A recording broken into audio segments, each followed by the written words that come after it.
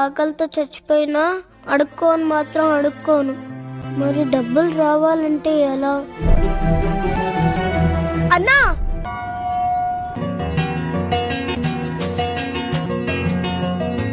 పువ్వు ఎంతరా? 10 రూపాయలు. థ్యాంక్ యూ రా. అయ్యా చిన్నపిల్లడైనా అడుక్కోకుండా ఎంత కష్టపడుతున్నాడు చూడరా రేయ్. మన పని చేసుకోవచ్చు కదా. అక్క, అన్నం ఎంత? 30 రూపాయలు. పప్పు 20 రూపాయలు. 2 కల్పించండి అయితే. అయ్యా పక్కనే కూర్చొని అడుక్కోమని చెప్పాను కదా, ఎక్కడికి వెళ్ళావు? మనం అడుక్కోవద్దు నాన్న. అడుక్కపోతే తిండెట్లా వస్తుంది అనుకున్నావు? పూలమ్మే నాన్న. ఇదిగో.